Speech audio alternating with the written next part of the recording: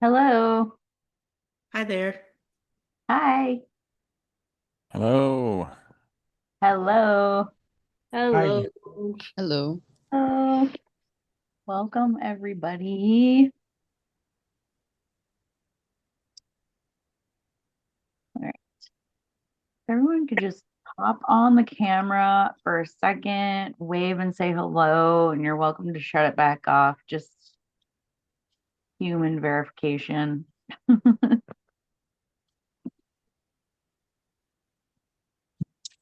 Hello. Thank you. Mm. Awesome. Thank you.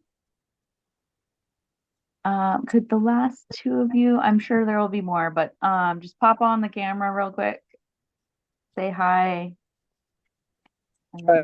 then Hi. Hi. What's up? um, all right. If you're unable to,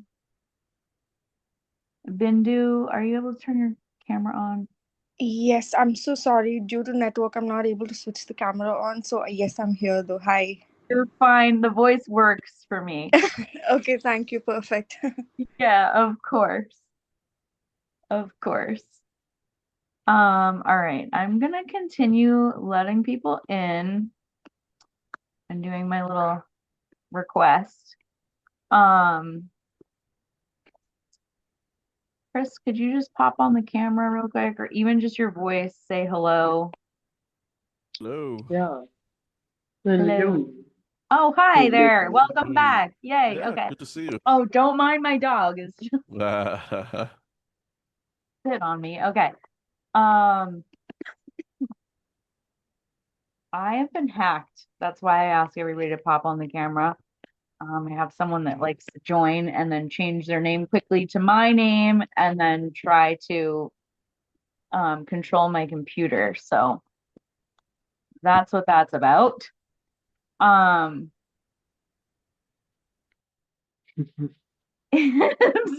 I'm sorry.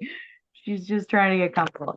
Um, I'll have whoever wants to get us started introducing themselves, just who you are, where you're from, and what you do, like a brief introduction.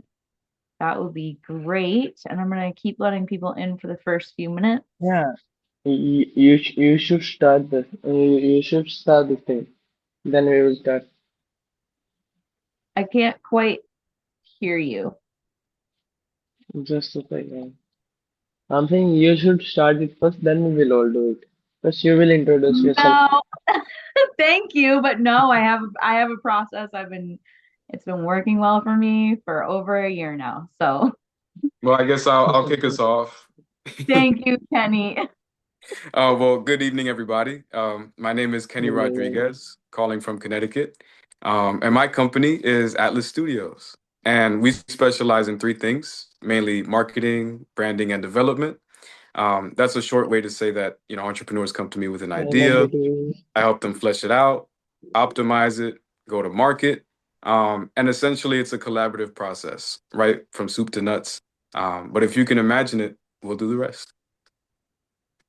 Welcome back, Kenny. Good to be back. And thanks for getting us started. All right, let's keep it going. Whoever would like to go next, just take it away. And you're welcome to use the hand raising feature, which is under the react button at the bottom. I am happy to go next. And for those of you that have heard my pitch before, this is going to be a little bit different, and I would love some feedback on it. So, all right, everybody, not including your house, do you have a net worth of $1 million? Would you like one? You've already made it that far? Then let's go for 10. Why? Freedom. Freedom of time, freedom of purpose, freedom of choice. I'm a financial coach and I help people chart a path to a net worth of at least $1 million. I'm based out of Washington State, but I can work with anyone anywhere in the United States. All right. I'd love some feedback on that. I like the engagement that it invites. I also like the fact that you don't set the ceiling at $1 million, right? You're like, oh, you've already made it there. Let's push that threshold even more, right? So I like that. It's almost like a call to action in and of itself. Really good. Awesome. I think it's Any? very effective that you make the gap right away. When we're in the sales process and we're trying to make a gap between trying to, feel the pain, I felt that right away. When it's like, do you have a net worth of $1 million? Not including your house? Oh. Yeah. Well, you can't live on your house. You can live in it, but you can't live on it. So let's get you above it. Awesome. So thank you. Awesome. Yes. Your headset, you you had a headset last week. Have you always been using that headset? Well, your audio is great. $20 on Amazon, but it's got a cord, which is why the audio works so well. Noted. Okay. All right. Who would like to go next? And also, please drop your links in the chat as you go. I'm sorry I missed the prompt, but I'll go next. I'm Who you Robin. are, where you're Yeah. from, and what you do. Yeah. Hi, everyone. I'm Robin Weaver. I'm based in Portland, Oregon, so I'm not too far away from you, Gary. I am a leadership coach for women entrepreneurs. So I help women who are in their first 1 to 3 years of business with their mindset, taking consistent action, and coming together in a group setting for accountability. Love that. Welcome. Thank you. Yes. All right, let's keep it going. Who would like to go next? Yes, I'll go Yes. next. So hi, my name is Denise, and I am off of Florida, or I live in Florida. I am a accountability and an execution coach for moms who want to start a business or have a business. So I take women from stalling to executing. Welcome back. All right, who's next?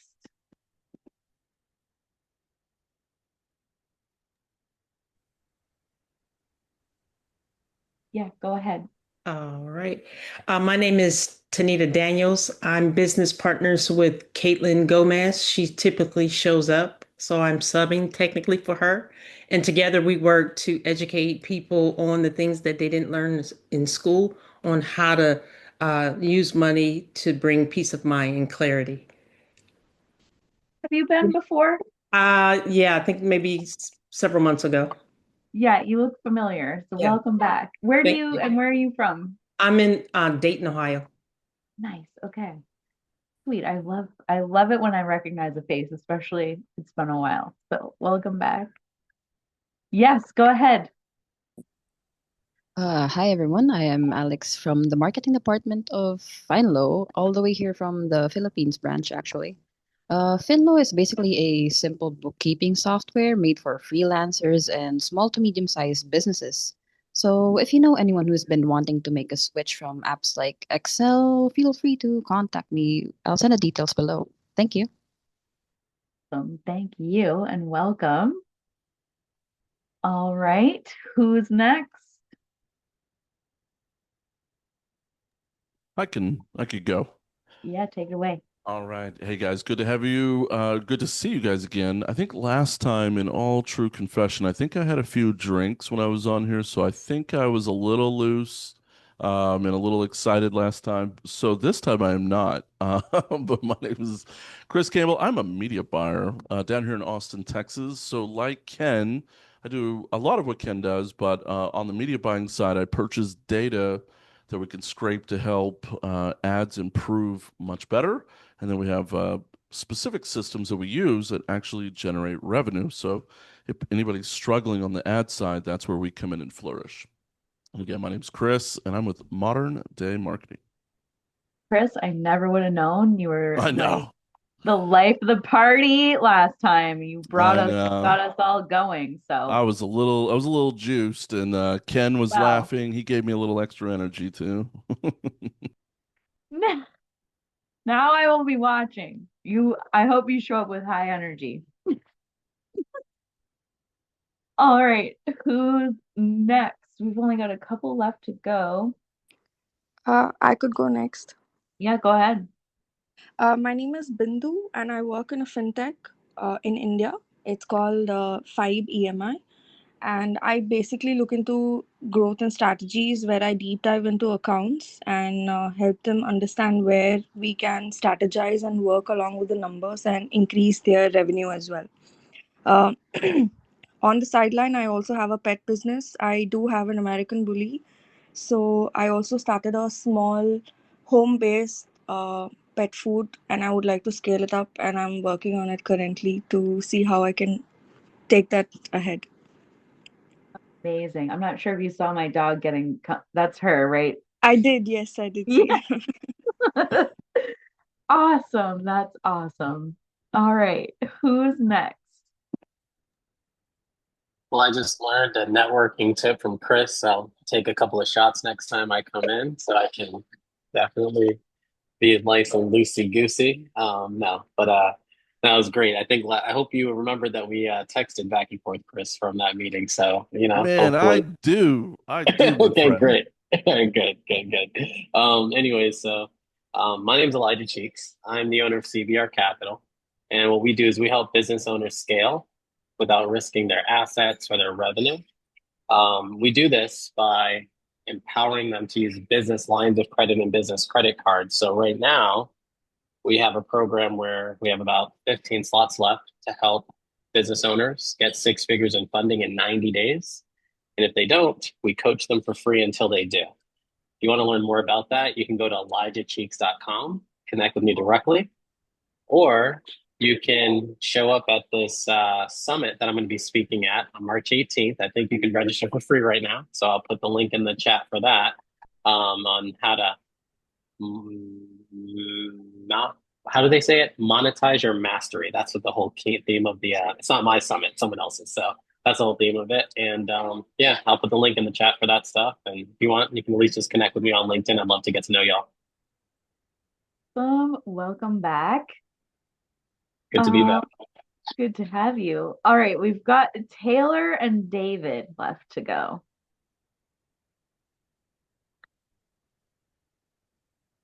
I guess Either I'll one of you. go. My Go name's for it. Taylor. I'm the sole proprietor of Taylor Solutions of Cleveland. I'm experienced within multiple roles across multiple industry. I've been that bottom feeder, multitasking, order taking, and dunking fries to operating massive German rotary die machines to even high stakes accounts managing and developing. But however, I'm not done learning.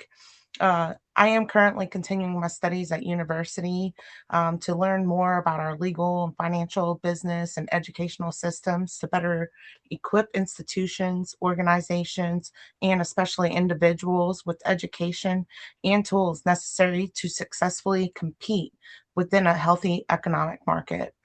From first on, I'm sorry, from first on hand experience to university research, I've been preparing to initiate Taylor's Solutions Cleveland with the strategy, foundation, and infrastructure and funding. Um, TSC is eagerly equipped and prepared to aid in the cultivation and scaling of America's small businesses while positively participating in growth of our rapidly changing world I'm sorry, economics. Ooh. Welcome. You go ahead. I don't want to cut Oh, you off. With TSC, we're focused on preparing and enabling the underserved for higher education while fostering and facilitating meaningful cross-sector partnerships. The mission is to aid and transition displaced families into solid foundations by facilitating higher education, skills and certification training, resume building and job placement, and economic and product impact research. That's essential while aiding and addressing prominent social concerns such as homelessness, domestic violence, child protective care, youth recovery, higher education, and clean and deep tech advancement. We intend to deblur the lines between accountability and transparency through strategically set systems, robust infrastructures, network partnership, and community collaborations, ultimately slowing the useless leaking of both government and venture capital funding by creating organizations dedicated to quality services, ethical conduct, and accurate economic research. We intend to achieve our goals through realistic and ambitious goals, as well as accurate and measurable activities. We strategically plan to maximize capital impact on our communities, our educational systems, and as well as our advancement efforts in sustainability, as well as clean and deep tech. Sorry, guys, was that too much? A little bit, It a was little a bit, lot. It was a lot. a I'm little not bit. gonna lie. We can tell you're reading too. Yes. Yeah. So, So Typical I long I would elevator ride. so um, Elijah, you give some really good yes. intro advice. I Mhm. would love to hear your intro advice to help us. And Taylor, this is a very safe environment.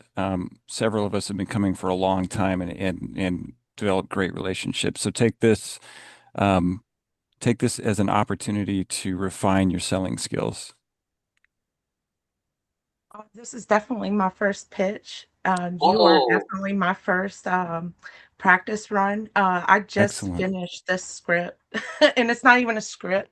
This is actually my proposal for funding. So there. I Sure. thought, what the heck, let's try it out. I see Yeah. some. So There's no yeah, better place for you to have your first time, to be honest. I mean, this is a great environment for it. And I'll definitely throw out some tips. If you don't mind just using you as a guinea pig, are you cool with that, Taylor? as a guinea pig. Yeah, yeah. It's like an example of what to do and how to make your pitch better. Can I use you as an example for the group? Because you're not the only one who's going to learn from these tips. Sure, go ahead. But first, I'm going to give you a lead. Um, you're in the Cleveland area? I am. All right, I just sent you a LinkedIn person, Dr. Vanessa Enoch. If you tell her that I referred you, she will definitely work with you. She runs Cultural Impact and she houses homeless women and things like that in sober homes and transitional homes out there. She's been a senator. She's worked in the government for a bunch of years and has Uber connections, so it'll definitely help you. But what I find works really well when trying to do a pitch is to try and find and you can just take your proposal and throw it into ChatGPT and ask it to turn it into something more succinct. But a really cool formula is I help blank people solve blank problem with blank solution. And the reason why, and if you add a guarantee, that adds what's called a risk reversal to it. But the reason why that works so well is because it helps people understand who your ideal client is. So it makes it easier for them to refer people to you. And it also allows them to realize that you have a specific problem you're solving, right? By being so specific, it cuts out all the white noise of all the other things that people say, right? I know that I didn't mention any credentials, and the only reason why I didn't mention credentials in an elevator pitch, and I don't recommend sharing credentials in an elevator pitch, is because people typically like to buy outcomes, not credentials, right? So if one person's like, I'm a CPA and I worked with XYZ company, XYZ company, XYZ company, that's cool. But if I don't know anything about those companies, I don't know anything about accounting, that means nothing to me. But if someone says, I'm an accountant that'll save you $20,000 on your taxes, and if you don't, I'll give you a full refund, then I'm going to really want to talk to that person because that's something that I want. They're giving me a solution, and maybe I'll learn their credentials later to kind of garner more trust. But those are my tips. You can take them, you can leave them. They're not like hard truths or whatever. But if you've been in the industry for a while and you are helping people who are homeless a lot, then I think it's really compelling to use a story. I find that facts tell and stories sell. And if you tell a story of a woman whose life you changed or a person's life who you saved, and if it wasn't for your organization, that's going to stick and people are going to be remembered. And people make decisions with their heart, not with their logical brain. And that'll draw the right types of people to you too, because not everybody wants to help people. So You want to make sure that you're kind of filtering those types of people into your funnel so that way there's a ton of alignment. Those are my tips. I hope they're helpful. Hope you didn't take any offense. I think you did great for your first time, you know. I just wanted to use as an example for everyone to learn some cool tips on how to give a really awesome elevator pitch. Thank you very much. I really do. And you're absolutely right. And let me not fail to mention that I am in the research stage, okay? Okay. But I am using tailored solutions, the Cleveland one, because it's got my name in it, of course, for legal reasons. Um, but um, I'm more on the, because I'm studying in law and I'm kind of really aiming for a public and addressing there are just too many social concerns to actually simplify it up, unfortunately, that um, I suppose I um, agree. are I you agree. familiar? Yeah, I think there are way too many social issues, especially in Cleveland, to just pick one. The only reason why I say pick one is because of the way our brain works. It works like one, too many, right? If you go past three things, people typically don't remember anything. So you can pick one, but when people meet with you, you can talk about all the other things you do one on one in like a 30-minute Zoom or a one on one. And even when you're fulfilling, you can be like, oh, and by the way, we also do this and we also do this, right? Like our company does retreats, we do business coaching, we do a whole bunch of other things. We actually buy businesses, but I try not to say all that in an elevator pitch. I try to just pick one thing that may appeal to my ideal client. And then as I get to know my ideal client, because they fit that avatar, I can share with them other things that may align with them. So that's just an approach, but you can try and mash it all in too. It's hard for the brain to remember all of those different aspects. That's You're why I gave that absolutely tip. right. You're absolutely I'm going to right. redirect for just a minute. I want to give David an opportunity to introduce themselves. If that's all right, David? No? He put himself in the chat. Okay, He's cool. and asked if that would be good enough for tonight. Oh, perfect. David's first time joining DC Computing Services based out of Glasgow, Scotland. It's probably very late there, I'm guessing. All right. I'll be brief. I am Abigail, your host, fractional CFO and accountant, and I help cannabis businesses and contractors, and I'm launching a Business Kickstart Accelerator where I'm hosting like a weekly collaborative co-working hour, monthly financial master classes mixed with a little bit of yoga each month as well. And I work on teaching you the financial fundamentals of business and regulating your nervous system through the process. Kenny.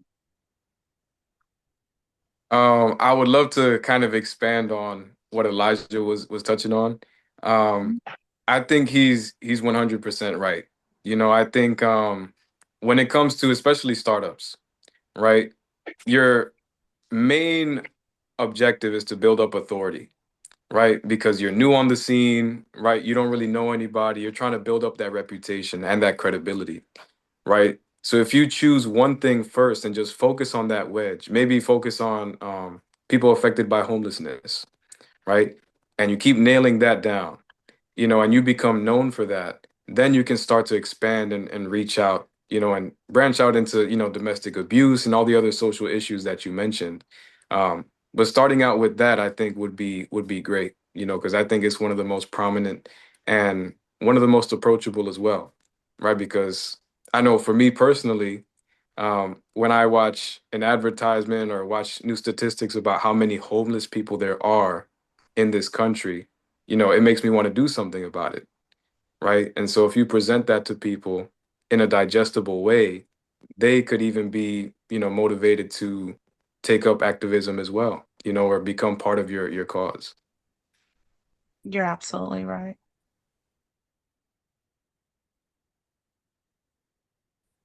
I am just dropping my links in the chat, but I had on the agenda for March, we're in a new subject.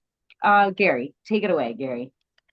Oh, just to piggyback off of what Kenny was saying, one of my mentors was talking to me about niching down, and he told me, would you rather convince 100% of the people 10% of the way by being too broad, or would you rather niche down into a group that you can really focus on and convince 10% of the people 100% of the way, and which one's going to get you more impact?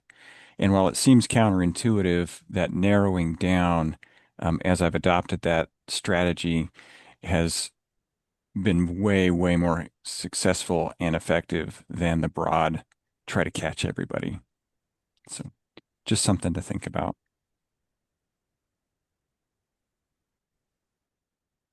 Denise. One of the conversations that I normally have with my clients is because they get afraid of like when they niche down, they're not going to have enough clients. But when you do niche down, like Gary said, you have the opportunity to now grab the attention of the right people. So you're now targeting, so the message is more clear. So you're actually pointing them out from hundreds of people. So it becomes easier, like Gary said, to convince them because now you're basically telling them, like, I am talking about you to make a difference.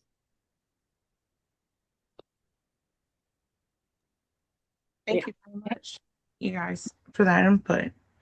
Um, are any of y'all experienced in grant writing?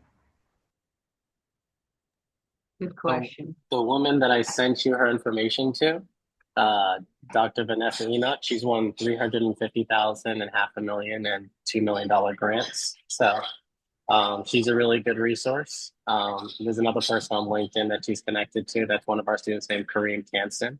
And he has a business where all he does is help people with grants. So those are two resources that I can share with you that may help you with getting grants if that's something you're looking for. Yeah, absolutely do need somebody who is experienced in it. Because in looking around, I'm being really broad. You're right, and I knew I was losing everybody, but I couldn't stop. I'm so OCD, I couldn't stop it. But um,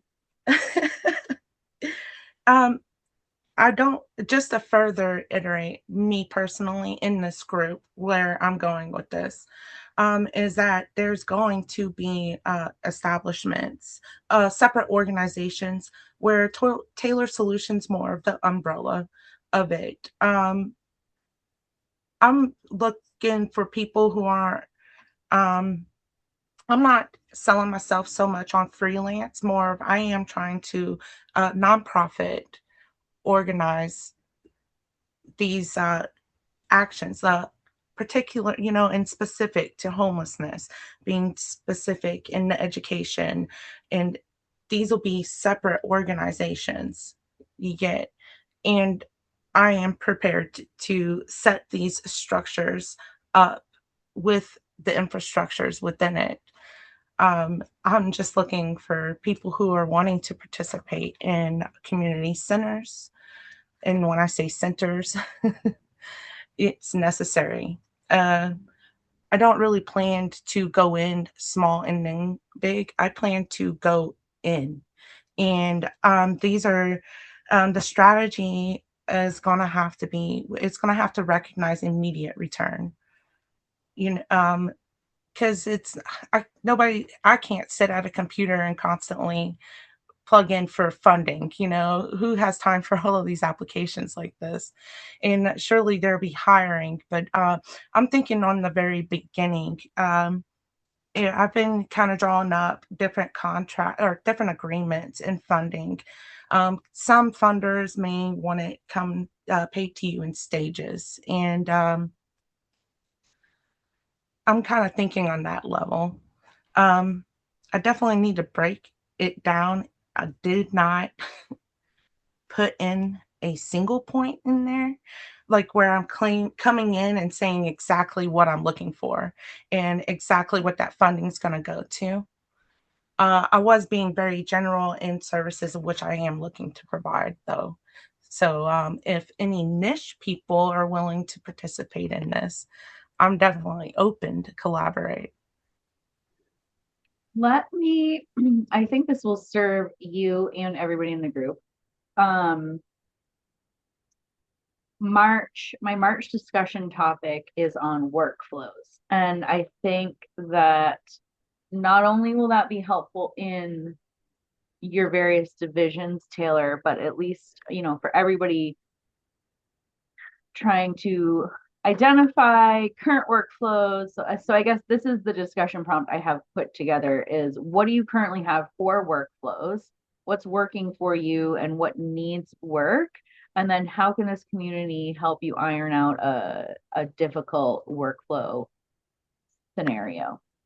And Taylor, maybe, more specifically for yourself to reflect upon, where are the divisions, what are the divisions, and then how is the greater picture going to flow into those divisions.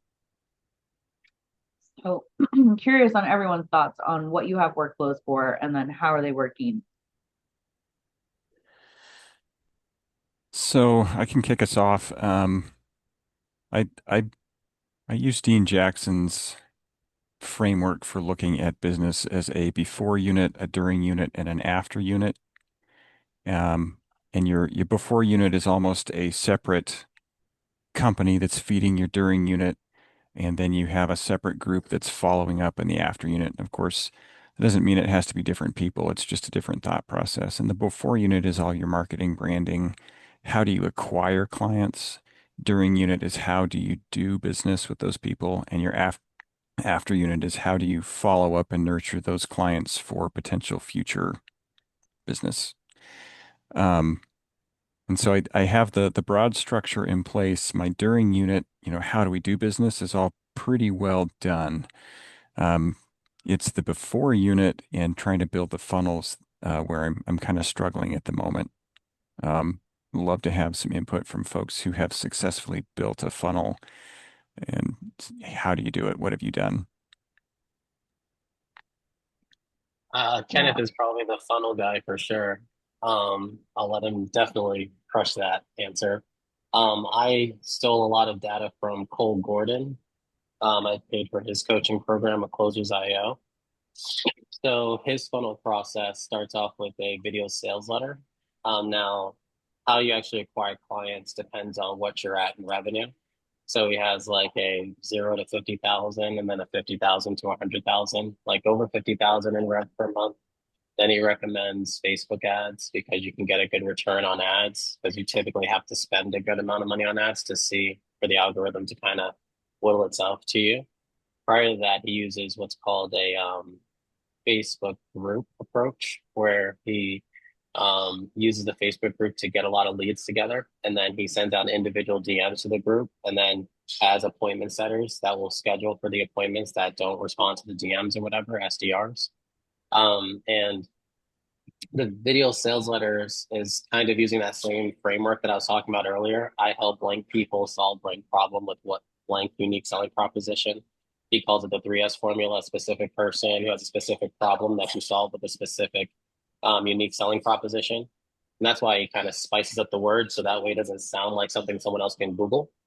So it helps you with your competition and it keeps everything outcome based with a guarantee.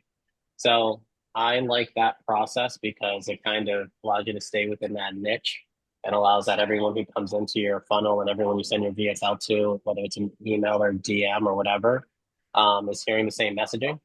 And once you have the same person coming into your funnel the same way, it's a lot easier to test and figure out what's going on. He always has it with a thank you page also to prepare people for the call or the Zoom. And testimonials go on that thank you page. And then the next part is the discovery and the close. So that's like his very simple funnel, kind of using a lot of the philosophies from Ready, Fire, Aim. So it's not like perfect, it doesn't have all the bells and whistles, but it's good enough. So that way, if you get some bad data or find out you're knocking on the wrong niche, you can shift it very quickly and just do another VSL and, kind of pivot without too much cost. So that's like a front end Gary type of process. And I don't know if that's helpful, but that's some of the stuff that I've been using. Awesome. I appreciate that. Oh, sorry, Penny, Kenneth. Robin, we'll go to you. Oh, no, you're fine, Robin. But I like this topic. One, because we actually just finished building a funnel for my good friend Abigail. And so just starting from scratch, right? Abigail and I had a conversation, what is the Business Kickstart Accelerator, right? And she said it's a financial mastery course for entrepreneurs looking to master their finances, right? And I said, okay, so let's work together. Let's kind of figure out what you want them to get out of it first, right? So think about if somebody were to sign up for your course, what would you like them to get out of it at the end? Right? Would you want them to just be more financially savvy? Would you want them to do their own bookkeeping? Do you want them to be at that level? Or do you want them to be just educated enough where they would be able to hire somebody like you after the course, right? So after we figured that out, we started putting a script together. And so the format was the first video that we write a script for would be the introduction, right? The second video would be more of a conversion video, right? Like getting them more interested, creating value for the course. And then the last video would be the sales video, right? This is where we put the most calls to action, right? Sprinkle a little bit of, hey, you're kind of missing out if you don't sign up for this course, right? Um, and so after we built out the script, I started doing some video direction. Abigail, stand here. You should sit up, put the camera over here. So, she remembers. This sweater. Yeah, pick this sweater, it fits the aesthetic a bit more. Um, so after we created the videos, we were like, okay, so we're gonna work with the aesthetic from the videos to create a platform that fits not only her brand, but what she's trying to represent with this new undertaking of the Business Kickstart Accelerator, right? And so we built it in a way that we have one, her credentials, two, what she's educating her students on, and then three, the video, right? So as you go through, you see, okay, she's highly qualified. First video. Second video, okay, I'm a little bit more interested. Here's what I can expect. And then boom, third video. Okay, so she really knows what she's doing, right? And I can expect to get a lot out of this course just for signing up. And then done deal. Is there a magic length to the videos? Yeah, so I would say each video that we made was between 90 and 100 seconds. So about minute 30, almost 2 minutes. Any longer and we kind of risk fatigue in this generation at least. Makes sense. I'm gonna have to connect with you some more. Um, anyone else like either I like Gary's definitions of the before, during, and after workflows. Yeah, I can speak to that a little bit. Yeah. And I'm sorry, I want to apologize. I didn't even realize we were pitching. I thought I was just introducing myself when I first joined. This is my first time joining this group. So in my coaching business, I use very rudimentary funnels using HubSpot to a lot of my email list and when I have different types of engagement. But I think, Gary, I'm not sure how the majority of your leads are coming in, but using ManyChat, if it's through social, is great because then it just kind of starts those conversations for you. But in one of the businesses, one of my clients that I work with, it's my partner's business. We are using a few different types of tools for when people are first coming into the sales funnel. We're using an AI chat that is quite interesting called Charlie. So it's essentially like an AI DM setter. So that's taking in, she gets kind of like hundreds of DMs a day. So it's taking in those DMs and starting to warm up those conversations and qualify those leads, which is pretty cool. And then bunch of different series of just drip campaigns with different types of styles, like the Seinfeld type of style of funnel writing, where you can jump in anywhere and be engaged in the storytelling of the email copy, and then more of a soap opera kind, where every single time it kind of trails off, so that the reader really wants to open that next email in a way that's like fun and informational. Um, she's teaching a real estate strategy called seller financing, so it's applicable to a lot of people. So I think it works for that audience. But yeah, it's just those are some of the fun things that we've been kind of playing with so far. Very cool. That is Mm, very cool. yeah. No, I have HubSpot as my CRM, but I have not built any funnels into it yet. So most of Oh, my I'm stuff comes through networking and just chatting with people. cool. I'm so sorry. I forgot to mention for that business, we actually use Go High Level for the workflows, and it really integrates so nicely with everything that happens on social too. I love it. Nice. So high level. Um, Very interesting. So I feel like the before workflow, that early stage workflow, that's a very easy one to critique and pick apart for anybody. I think it's a moving target. What about during, like while you're working with them? What's everybody? I have a very, I guess I'll share. I have a pretty, I guess rigid is a good way to put it. Very standardized procedure with my clients, and it doesn't vary no matter the frequency in which I work with them on. So, um, I'll get their file updated, their accounting file, and then they get an email update from me that has a very specific set of data. So, that can vary depending on the type of accounting or the type of file that it is, but it's always like current available balance per their QuickBooks file, which um, usually does not match their bank balance. And so I train them over time to understand the differences, um, credit card balances, due dates if applicable, cost of payroll. And that's like the very standard level email update, but then things can get more complex with like a cash flow forecast that's done externally as well. So they get very used to a certain set of data being received weekly, monthly, however often. Um, but I do suppose, like as far as maybe some potential issues with that at this point in my career is that I'm trying to remove myself from that process, so be more of the client development project management level and less of the hands-on with the clients. And there are a few clients that I am nervous about phasing myself out of being their, you know, the the front facing person with them. So that's kind of where I'm at with that workflow, I guess. Is it worth your overall growth to be able to phase them out of that, even if they decide to go with somebody else?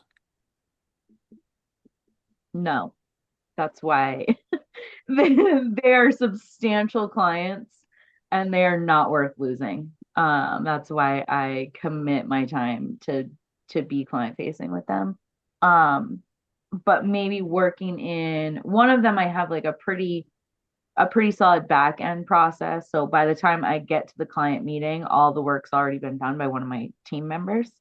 And then I have the higher level strategy, which I like doing the higher level strategy, but there's just these couple that they're my bigger clients, and it's not that I'm not willing to lose them over something like that, but is there a way for me to expose them little by little to how my team is basically just doing everything that I want them. They do my work as if I were to do it. Denise.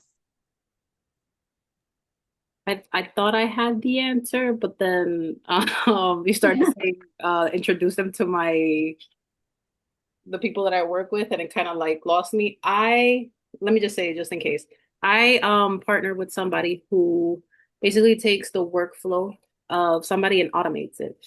So rather than you sending the text message or sending an email like, hey, this is missing and this is missing, there's like a workflow that as soon as something is missing in like the form, it will automatically like trigger it and say, hey, we need this.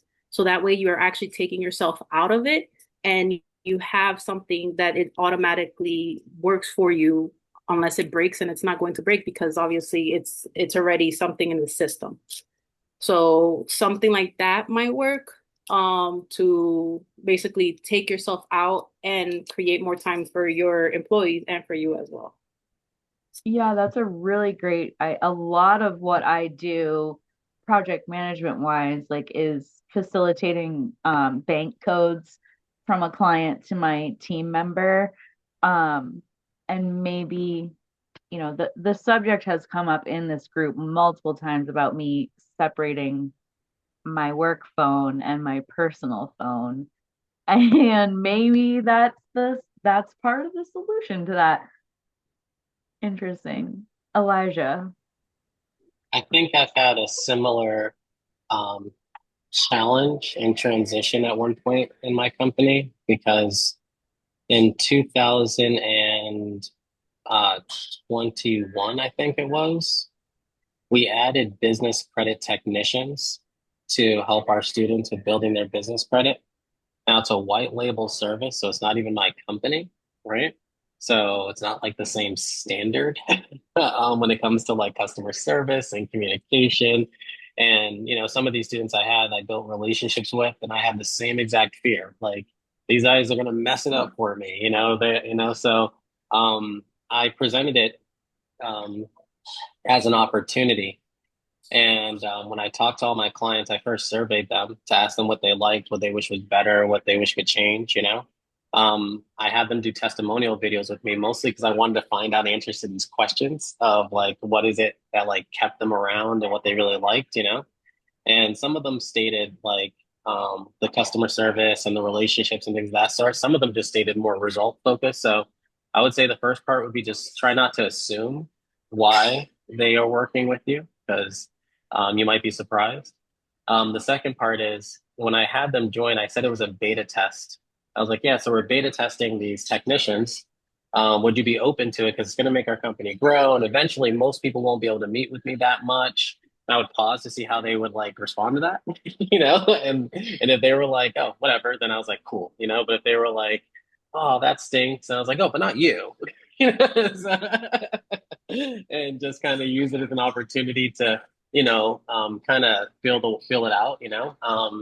But then I started adding like a mastermind to my organization to create like a group feel where people can commune, and it also saves me a ton of time. And some of my students come to my masterminds and they never schedule one-on-ones anymore.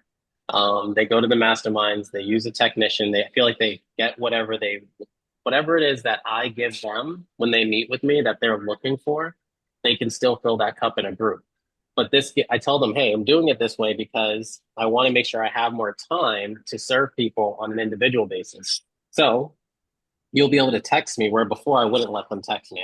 I gave them like a special like communication Trello board, and that's how you have to communicate with me because I don't want to, miss anything or lose anything in translation. And email sucks. So I like, and that's what I explained to them when they did it. But later I was like, oh, because of all these things we're doing, if you text me, I can actually call you back because I'll have time to talk to you one on one. So they don't call me a ton, but they appreciate that I set up the infrastructure to enhance fulfillment. And I think when they have clarity on, I'm not doing this so that I can be lazy and, our quality is going down, but I'm doing this because I want to make things better and I want to serve you more effectively. They get on board, but they also share things like, hey, this is something that they're doing that's not too good, or this needs to be tightened up. So, that might help you figure out the puzzle that makes your organization go the way that you want it to go. Because I don't think completely taking yourself out, if you know that your personality and your energy and the way you connect with people adds value to why they choose to work with you or pay you a little bit more than someone else. I don't think just completely exiting the situation, but asking and testing the waters and then treating it like a test and getting feedback along the way can smooth that transition out. And you may end up with raving fans because like they'll say things like, oh, and his company's grown so much. That's what they say in my testimonials. It's like I keep seeing them get better and they keep on adding new things. And so they feel good about it, not like shell shocked about it. Right. So those are my thoughts on how we handled that transition. Yeah, I think that's fantastic. There's a lot to think about there. Definitely, I I shake my head and I roll my eyes, but I'm absolutely grateful for it. Definitely my personality and the one-on-one, it is important. It is why people continue to work with me. There are cheaper options out there. but it's me who they want to work with. It's the blunt honesty, like the directness. They appreciate that. Um, but I do think, having a conversation about why do you work with me would be probably eye-opening regardless. So I think that's fantastic. Anyone else? Workflow issues. Yeah, Robin, take it away. Oh, I just wanted to respond to you, Abigail, because my heart goes out to you hearing you say this. I think some of this stuff might be your story too. It might be that you're attached to them and you're attached to that feeling of like they need me, they love me for my directness, and not that that's not true, but that they might not necessarily see it as a negative thing to work with others on your team and stuff like that. And I think I know that can be hard. It's part of the growing pains of Yeah, not being so close into the business. So I just wanted to share. that's definitely part of it. And my team is fantastic, and I chose them because they're fantastic and I trust them. And so, yeah, and I have a few ideal scenarios already occurring where they're mostly in touch with my team, and then I pop in for the higher level conversation. So, um, yeah, I have already got a good internal model for it. Anyone else? Your own workflows. Kenny. So I would describe my workflow as a river, which sometimes comes across some rocks. So what I mean by that is it follows a general flow, right? So there's an initial discovery call, either from a referral or somebody I met with at a networking event, who expressed interest, right? Like, hey, like I'm looking for a website, I'm looking for a strategy. Can you guys help me with that? Right. So that's where we begin. Right. So after that conversation, I kind of identify those pain points, right? Where they're looking to grow, what the timeline looks like. So I build the strategy around that, right? And then that strategy becomes a proposal with a price tag attached. After they sign it, we get into the execution phase, and then that leads to delivery. However, the main hurdle that I come across, mid-level clients, they're like, okay, yeah, let's do it, right? But for those smaller clients or maybe a startup, they might not have the capital readily available, right? And so my workflow kind of pivots because that's when I would lean on, and not to regress the conversation to our last topic, but that's when I would lean on a strategic partner, people like Elijah or people who deal with business funding or getting that extra capital for entrepreneurs, so that we can get back on track. So it's kind of, adaptive, but like I said, for those rocks that get in the way, the river keeps flowing. There's other directions to go. And people that you can trust, as professionals to keep it going. Trusting in others' workflows and my own workflow.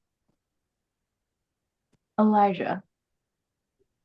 So I'll share my workflow, but also a technique I learned from a gentleman named Jarvis Gray who works with the Focus Group. It's a coaching program for coaches. So I bought into their program. They have a profit acceleration thing, and we use it with our students, and I use it for myself in some respects. And what they do is they have you write out your process map where it's literally just on a white piece of paper. And we have our students do this where it's like how Kenneth talked about how he does like discovery and this and that, right? All the way to the end, because a lot of times when we are losing clients, we don't realize it, that it happens at the same part in the process map.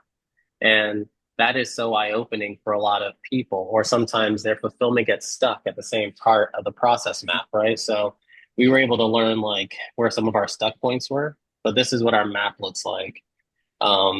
We Wherever we meet them starts off with a discovery. Discovery leads to a pitch. Pitch leads to onboarding, and we look at the first 45 days of working with the client as the most critical time working with them. That's like the impression that they take with them to see if what you said on your ad or VSL or whatever matches up with their experience. So in our onboarding, we have them onboard with their business credit technician. They do what's called a grow meeting with me or another coach, which is from Alan Fine's book, You Already Know How to Be Great. stands for Goal Reality Options Way Forward. So that way they can choose their outcome and we can support it. And then we build a custom curriculum. We give them assignments month by month in our one-on-one meetings. So it's a 6-month engagement. And then they can show up to masterminds and profit acceleration meetings and learn as much and grow as much as they like. Around day 45, we typically ask them how things are going. And if they've already been funded, we try to do a testimonial video, or we try to do a testimonial video right after they're funded. So that way they're like at a high when we have our videos. Also, because it resells them on the program, which a lot of times I think when I was a newer person, I never thought about reselling them on something they've already paid for and that they're doing. But it really has helped with our renewals and our upsells. By the time they get to their 4th and 5th month, that's when we start dropping seeds for an upsell, or like whether it be a retreat or a renewal or like doing acquisitions.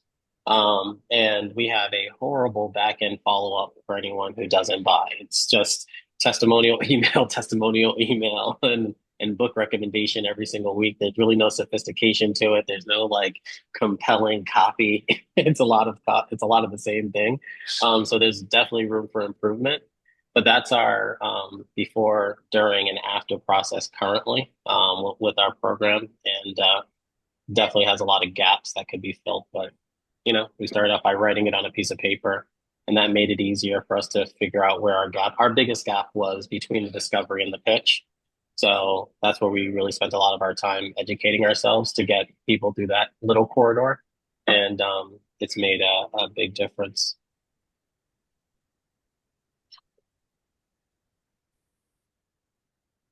This has got me thinking about a lot of things that I feel like have gone, pretty smoothly, but could they go better? Things go better. Could I implement some changes and offer, something slightly different? Or yeah, any other Well, do thoughts from you anybody? have anything that you're struggling with? Where do you want to see improvement in your revenue? Do you want to improve in your customer service? Or do you have a flow issue? Or are you not reaching enough customers and tracking them in? Yeah, for me or for anybody. Well, for anybody who wants to, but I don't know if he was trying to do a conversation fluff and just say, I've been thinking about changes, but if you were to do changes, you got to have a reason to do it. You can't just go making changes. You got to definitely, you got to be able to first measure the results, and you got to know what you're measuring too. Right. So for myself, um, I am looking to transition my energy focus on the Business Kickstart Accelerator so I can really fill that container with as much value as possible.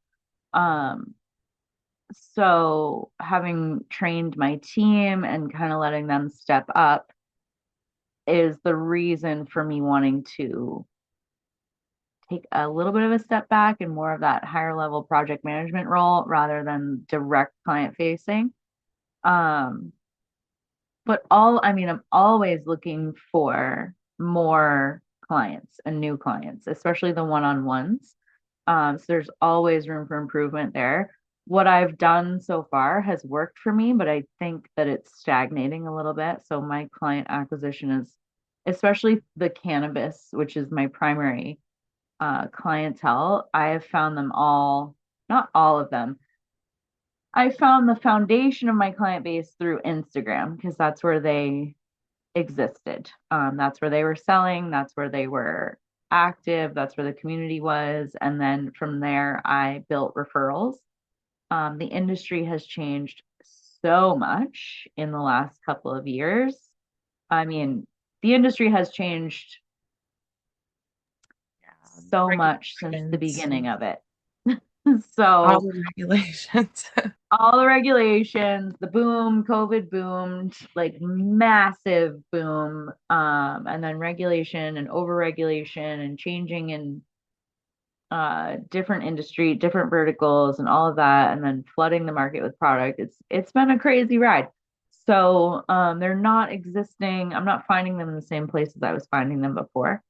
So, And where are you reaching out? Are you're selling direct to consumers, or are you selling to dispensaries? B2B, so business to business. Right.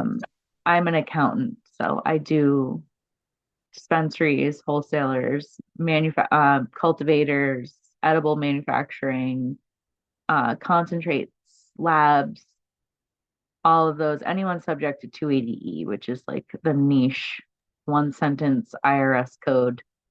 So, and I'm primarily focused in Maine. So, Are you Elijah.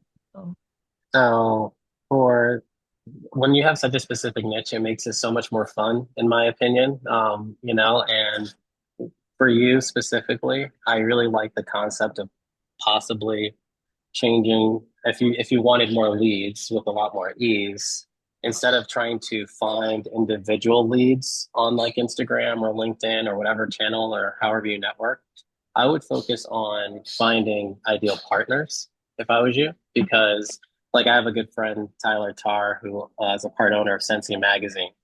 And I don't know if you've heard of Sensi, but it's like high times except without all the weed porn.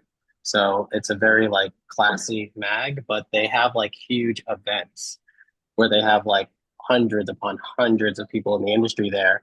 And there are people who like pay for subscriptions in the magazine simply so they can go to the events. And like Whoopi Goldberg's been at some of the events because she owns a place and there's like lots of athletes there. And so it's like such an amazing network. And there's like a couple of accountants, but not a ton. So if you can find a way to put yourself in connection with those types of people or those types of events specifically, then you could be like the one person who serves that group at a super high level. So that's a tip, and there's tons of other good. If you just got in cahoots with those types of people, those partners, then that will solve the lead problem with a ton of ease because you'll be like the only accountant who serves MIPS. The only accountant who serves dispensaries, right? Or one of three that they can choose from, right? So sorry, my hand doesn't work. All right, it's just gone That's on my okay. screen. You can just shout right out. Well, I think have you ever attended a Chamber of Commerce event, or I think what Elijah was actually talking about are sponsorship events where you actually pay a certain amount and they'll do advertising, and usually you get your own table and you get a set amount of tickets generally at times. But have you ever attended one of these events? I'm curious because the nature of the market. Yeah, not Chamber of Commerce events, but yeah, I it's been a little while, but I have attended many a cannabis event. A dear friend of mine and industry person, I will say, used to host these B2B networking events that eventually became B2C. Um, that I actually got a couple of great clients out of those, but she put kind of got burnt out from it. The industry in Maine, and I think in a lot of places, has been really a wild ride and has been a very exhausting ride. So a lot of people are getting burnt out. But yes, I have done quite a few of those. And then there's also some bigger conventions that come through Maine and Boston that are a lot of fun. I did one in Boston last year. They're actually starting to come back around in March and April. 420 naturally is like a big time of year for that. But the monthly kind of small local events in Maine are not happening anymore. So Oh, so yeah. you're all the way up in little bitty Maine. Yeah. I forgot to mention that. Yes, I'm in Maine. But yeah, those events are not only are they a lot of fun, like I just have a lot of fun, but I make great connections, and because I've been doing this for a while, I tend to know people there. So I have great conversations that way too. Yeah, it does pay right now. If anything, I think that's going to help you pull you along through this. I really do think a lot of people are jumping ship in your industry where you're at. Mhm. Um, they keep going back and forth.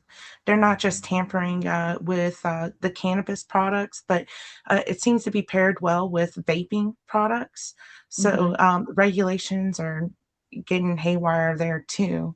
I've seen them where there's a lot of people that just don't even have it on the shelf anymore, or hiding them behind shelf. So that's kind of sketchy. Oh God. Yeah, it's been crazy. We will see. I mean, there's a possibility and it hasn't been resolved yet. There was a big thing that Trump signed to decriminalize cannabis at the end of the year, 2025, which just descheduling it from Schedule 1 to Schedule 2 would make 280E go away, which is like what taxes them only on their direct costs, so their cost of goods sold, and they have to pay taxes on everything else, even though they don't have the money. Marketing and administrative office supplies, all non-deductible expenses to the IRS. So um, that could change everything. And it would save a lot of businesses.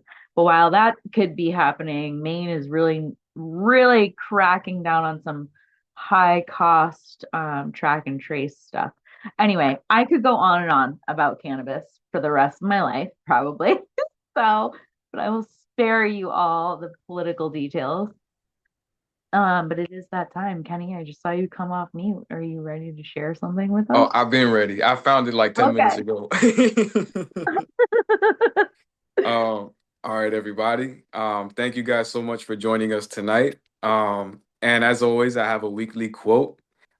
Today's comes from Mark Mason, who says, "Building smart processes to streamline the workflow makes work easier, results more reliable, keeps your head above water, and keeps clients happy."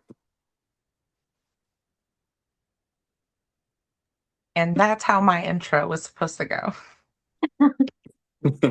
I love it. Elijah has an event on Fridays that gives you 30-second pitch window, and it is really helpful. And he'll cut you right off if you go too long. So there's some incentive. I did not mention this at the beginning. I have a Discord chat where we've got a few channels in there where we can keep the conversation going. I'm going to that link right now. And then we're here every Thursday, same Zoom link, but also on Eventbrite again. If you would like to join, I would love to have you. And that's all for this week, guys. Thank you for coming. All right. Thank you so Appreciate you much, as everybody. always, everybody. Thank Thank you. you, everyone. Yeah, You're welcome. Abby, Gary, Elijah, you guys already know. It's so nice to meet the new faces as well. Hope to see you guys next week. Yeah, Yep. Elijah, I'll see you in the morning. I'll see you in the morning. Take care, guys. love that. I'll see you in the morning too. I'm going to get it together. I'll be part of that tomorrow. All right, Abby, I'll see you then. All right, Good bye. night. Bye.